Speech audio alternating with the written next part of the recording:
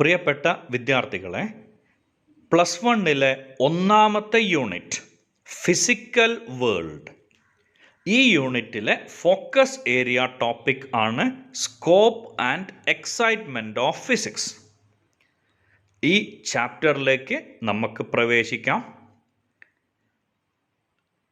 രണ്ട് major domains ആണ് ഫിസിക്സിൽ നമ്മൾ ഡീൽ ചെയ്യണത്. ഒന്ന് മാക്രോസ്കോപ്പിക് ഡൊമൈൻ, രണ്ടാമത്തെ മൈക്രോസ്കോപ്പിക് ഡൊമൈൻ. മൈക്രോസ്കോപ്പിക് നമുക്കറിയാം, മൈക്രോസ്കോപ്പ് നമ്മൾ കേൾക്കാൻ സാധ്യതയുള്ള ഒരു വാക്കാണ്. മൈക്രോസ്കോപ്പ് ചെറിയ വസ്തുക്കളെ ഒബ്സർവ് ചെയ്യാനുള്ള ഉപകരണം. സ്വാഭാവികമായിട്ടും മൈക്രോസ്കോപ്പിക് ഡൊമൈൻ ചെറിയ വസ്തുക്കളുടെ കേസാണെങ്കിൽ മാക്രോസ്കോപ്പിക് ഡൊമൈൻ എന്തായിരിക്കും? വലിയ വസ്തുക്കളുടെ കേസായിരിക്കും. അവിടെ എഴുതിയിട്ടുണ്ട്, it deals with objects of finite size on terrestrial scale and even on astronomical scale.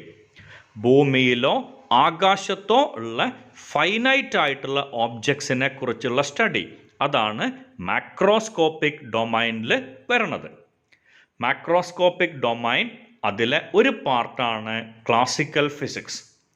അതിനെ വീണ്ടും ഡിവൈഡ് ചെയ്തിട്ടുണ്ട് mechanics, electrodynamics, optics, thermodynamics.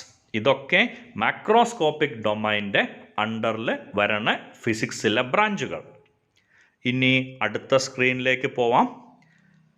Microscopic domain എന്ന് പറയണത് നമുക്കറിയാം, ചെറിയ വസ്തുക്കളെ കുറിച്ചുള്ള study. Okay, so molecules, atoms, nuclei പോലെയുള്ള എലമെൻ്ററി പാർട്ടിക്കിൾസിൻ്റെ സ്റ്റഡി, അതാണ് മൈക്രോസ്കോപ്പിക് ഡൊമൈനിൽ വരണത്. ഇനി മൈക്രോസ്കോപ്പിക് ഡൊമൈനിൽ വരണ ഒരു ബ്രാഞ്ച് നമുക്കറിയാം, ക്വാണ്ടം ഫിസിക്സ്. ഇതല്ലാത്ത മറ്റൊരു ബ്രാഞ്ച് കൂടെ സാധാരണഗതിയിൽ പറയാറുണ്ട്, മെസോസ്കോപ്പിക് ഫിസിക്സ് എന്ന് പറഞ്ഞാൽ ഇൻ്റർമീഡിയറ്റ് റേഞ്ച് വരണ ഓബ്ജക്ട്സിനെ കുറിച്ചുള്ള സ്റ്റഡി. ഓക്കെ, ഇതിൽ മെറ്റീരിയൽസിൻ്റെ സൈസിൻ്റെ റേഞ്ച് വരണത് നാനോ സ്കെയിലിൽ നിന്ന് മൈക്രോ സ്കെയിൽ വരെയാണ്.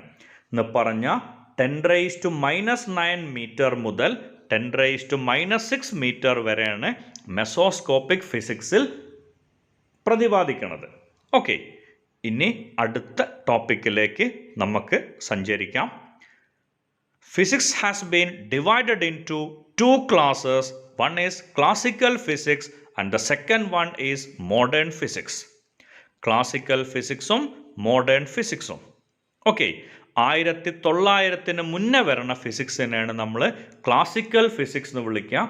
ഐസക് ന്യൂട്ടൺ, ഗലീലിയോ പോലെയുള്ള ശാസ്ത്രജ്ഞന്മാർ ജീവിച്ചിരുന്ന സമയത്തെ ഫിസിക്സ്. ദെൻ 1900 ശേഷം വരുന്ന ഫിസിക്സിനാണ് നമ്മൾ മോഡേൺ ഫിസിക്സ് എന്ന് പറയുക. ക്വാണ്ടം മെക്കാനിക്സ്, റിലേറ്റിവിറ്റി, അതേപോലെ ആറ്റംസ്, ന്യൂക്ലിയൈ, എലമെൻ്ററി പാർട്ടിക്കിൾസ്, ഇങ്ങനെയുള്ള ടോപ്പിക്സ് ഒക്കെ വരുന്നത് മോഡേൺ ഫിസിക്സിലാണ്. ഓക്കെ, ഇനി അടുത്ത സ്ക്രീനിലേക്ക് നമുക്ക് സഞ്ചരിക്കാം. റേഞ്ച് ഓഫ് ഫിസിക്സ് ആണ് അടുത്ത സ്ക്രീനിൽ പറയണത്. Microscopic domain and macroscopic domain. നമുക്കറിയാം, 3 ബേസിക് ക്വാണ്ടിറ്റികൾ: ലെങ്ത്, മാസ് ആൻഡ് ടൈം. മാസിൻ്റെ മൈക്രോസ്കോപ്പിക് ഡൊമൈൻ വരണത് mass of electron 10⁻⁻30 metre to 10⁻55 meter mass of observable universe in the case of macroscopic domain. നമ്മൾ രണ്ട് എക്സ്ട്രീമുകളെ പറ്റിയിട്ടാണ് ഇപ്പോൾ സംസാരിക്കുന്നത്. ഒന്ന് മൈക്രോസ്കോപ്പിക് ഡൊമൈൻ, അടുത്തത് മാക്രോസ്കോപ്പിക് ഡൊമൈൻ. സ്ക്രീനിൽ നോക്കിയാൽ വ്യക്തമായിട്ട് മനസ്സിലാവും. ലെങ്ത്തിൻ്റെ microscopic domain 10⁻⁻15 meter. Then macroscopic domain 10⁻26, size of observable universe. Time in the microscopic domain 10⁻⁻23 second. Lifespan of unstable particle. അതേപോലെ മാക്രോസ്കോപ്പിക് ഡൊമൈനിൽ 10⁻18 second, which is the age of the universe. Okay, ഇനി അടുത്ത സ്ക്രീനിലേക്ക് പോവാം. Fundamental forces in nature. പ്രകൃതിയിലെ fundamental forces. രണ്ട് തരം ഫോഴ്സുകളാണുള്ളത്, ഫണ്ടമെൻ്റൽ ഫോഴ്സസും ഡിറൈവ്ഡ് ഫോഴ്സസും. Fundamental force, it can be classified into four. One is gravitational force, second one weak nuclear force, third one electromagnetic force, and fourth one strong nuclear force. അതിൽ വളരെ ലൈറ്റായിട്ട് നമുക്ക് ആ ഫോഴ്സുകളിലൂടെ സഞ്ചരിക്കാം. Gravitational force, the force between two objects in the universe. ഈ വർഷം gravitation എന്ന് പറഞ്ഞ ചാപ്റ്ററിൽ നമ്മൾ ഈ ഫോഴ്സിനെ കുറിച്ച് പഠിക്കും. F is proportional to product of their masses and inversely proportional to square of distance between them. Okay, so weakest force ആണ് ഗ്രാവിറ്റേഷണൽ ഫോഴ്സ്. അടുത്ത ഫോഴ്സ് വരുന്നത് വീക്ക് ന്യൂക്ലിയർ ഫോഴ്സ് ആണ്. It is a force between subatomic particle responsible for the radioactive decay of atoms. കുറച്ചുകൂടെ ഭംഗിയായിട്ട് പറഞ്ഞാൽ neutrino, anti neutrino പോലെയുള്ള subatomic പാർട്ടിക്കിൾസിൻ്റെ ഇടയിലുള്ള ഫോഴ്സിനെയാണ് നമ്മൾ വീക്ക് ന്യൂക്ലിയർ ഫോഴ്സ് എന്ന് പറയാം. ഇനി അടുത്ത സ്ലൈഡിലേക്ക് പോവാം. Electro magnetic force. രണ്ട് ചാർജുകൾ തമ്മിലുള്ള ഫോഴ്സിനെ ഇലക്ട്രിക് ഫോഴ്സ് എന്ന് പറയാം. രണ്ട് മാഗ്നറ്റുകൾ തമ്മിലുള്ള ഫോഴ്സിനെ മാഗ്നറ്റിക് ഫോഴ്സ് എന്ന് പറയാം. Okay, so electric force and magnetic force, ഇതിൻ്റെ കമ്പൈൻഡ് ഫോമിനെ നമ്മൾ വിളിക്കുന്ന പേരാണ് electromagnetic force. Then strong nuclear force.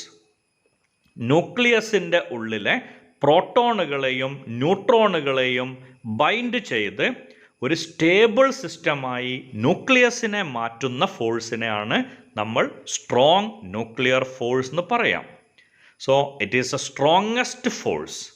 Weakest force gravitational force ആണ്. സ്ട്രോങ്ങസ്റ്റ് ഫോഴ്സ് ന്യൂക്ലിയർ ഫോഴ്സ് ആണ്. ഇനി സ്ക്രീനിൽ നോക്കൂ, ഫോഴ്സുകളെക്കുറിച്ചുള്ള മനോഹരമായ ഒരു പാറ്റേൺ നിങ്ങൾക്ക് അവിടെ കാണാം. Gravitational force is the weakest force and long range force. രണ്ട് മാസുകൾക്കിടയിലുള്ള ഡിസ്റ്റൻസ് കൂടുതലായാലും ഗ്രാവിറ്റേഷണൽ ഫോഴ്സ് വർക്ക് ചെയ്യും. Week nuclear force week force and it short range. Electro magnetic force strong force ആണ്, ലോങ് റേഞ്ച് ഫോഴ്സ് ആണ്. Strong nuclear force, it is A strongest force and short range force. Okay, so അടുത്ത വർഷം electrostatics എന്ന് പറഞ്ഞ ചാപ്റ്ററിൽ വരെ നമുക്ക് ഈ ഐഡിയ ആവശ്യം ഉണ്ടാവും. അതുകൊണ്ട് തന്നെ അത് ഓർത്ത് വയ്ക്കാം. ദെൻ അടുത്ത സ്ക്രീനിൽ നിങ്ങൾക്കൊരു രസകരമായ പാറ്റേൺ കാണാൻ പറ്റും. Gravitational force, week nuclear force, electro magnetic force and strong nuclear force. അവരുടെ റിലേറ്റീവ് സ്ട്രെങ്ത് കൊടുത്തിട്ടുണ്ട്.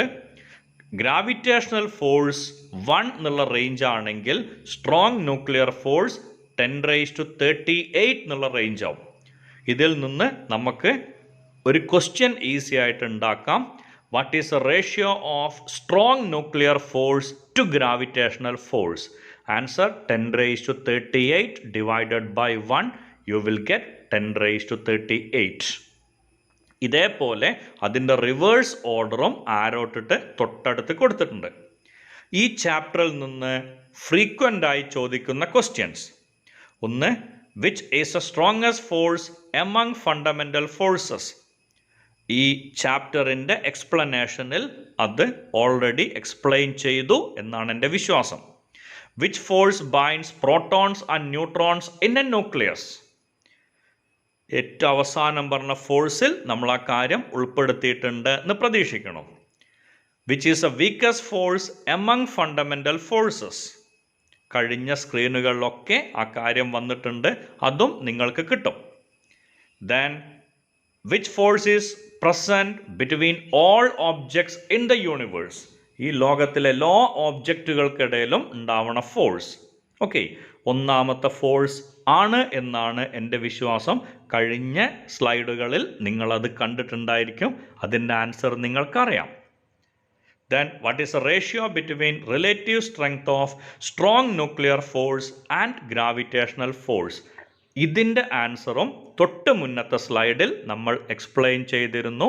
സോ ഇത്രയും ക്വസ്റ്റ്യൻസ് വളരെ ഈസി ആയിട്ട് നിങ്ങൾക്ക് ആൻസർ ചെയ്യാൻ പറ്റും എന്നാണ് ഞാൻ വിശ്വസിക്കുന്നത്. താങ്ക്